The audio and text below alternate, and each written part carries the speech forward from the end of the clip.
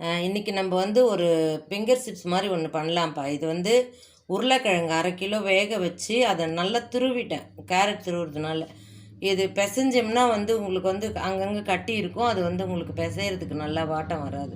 அதனால் இந்த மாதிரி துருவி எடுத்துங்க. இதுக்கு தேவையான காரம் போடுறேன்.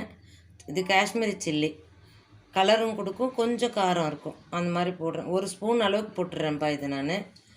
அப்புறம் சீரக பவுடர் 1 ஸ்பூன் போடுறேன். எல்லாம் எனக்கு குட்டியாக இருக்கிறதுனால 1 ஸ்பூன் சொல்லிவிட்டு அது கொஞ்சம் மிச்சமாக போடுற மாதிரி ஆகுது. நீங்கள் பார்த்து போட்டுக்கோங்க உங்களுக்கு காரத்துக்கு தகுந்த மாதிரி. இது மேகி மசாலான்னு சூப்பர் மார்க்கெட்டில் கிடைக்கும்ப்பா. அது வாங்கிட்டு வந்து வச்சுருக்கேன். அது ஒரு ஸ்பூன் போடுறேன். ஒரு 1/2 ஸ்பூன் தான் போடுறேன் அது.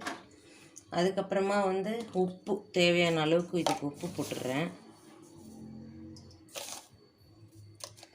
இப்போ வந்து இந்த கசூரி மேத்தி இருக்குது, இதை வந்து தூள் பண்ணி இதில் போட்டுடலாம். இது போட்டாச்சுப்பா. இப்போ வந்து நம்ம இதுக்கு தேவையான கார்ன்ஃப்ளவர் மாவு போட்டு ஒரு சப்பாத்தி மாவு பதத்துக்கு இதை பிசைஞ்சு எடுத்துகிட்டு வந்துடுவோம். வந்துட்டு நம்ம அப்புறம் எப்படி போடலான்னு பார்க்கலாம் வாங்க. இது பாருங்கள், இந்த கார்ன்ஃப்ளவர் மாவு போட்டு பிசைஞ்சிட்டு இது மாதிரி சப்பாத்தி மாதிரி இட்டுக்கணும். அதுக்கப்புறமா இது மாதிரி பீசஸாக கட் பண்ணிவிட்டு எண்ணெயில் போட்டு பொரிக்க வேண்டியது தான். நம்ம இப்போ பொரித்து பார்க்கலாம் வாங்க. கார்ன்ஃப்ளவர் மாவு போட்டுட்டு அதுக்கப்புறம் இதை பீசஸ் எல்லாம் போட்டாச்சு. இப்போ எண்ணெயும் காஞ்சிடுச்சு. மீடியம் ஃப்ளேமில் வச்சுட்டு நான் இதை எண்ணெயில் போடுறேன். பொரித்து எடுத்து எப்படி இருக்குன்னு பார்க்கலாம் வாங்க. இதை பாருங்கள், நல்லா செவந்து வந்துடுச்சு. விழும்போதே பாருங்கள் மொட்டை மொட்டான்னு விழுது.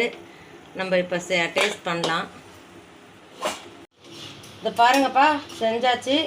ரொம்ப கரகரப்பாக சூப்பராக இருக்குது. நீங்களும் செய்து பாருங்கள். குழந்தைங்களுக்கு செய்து கொடுங்க. இந்த லீவில் எல்லாம் பசங்கள்லாம் சாப்பிடுவாங்க விரும்பி. வாழ்க வளமுடன்.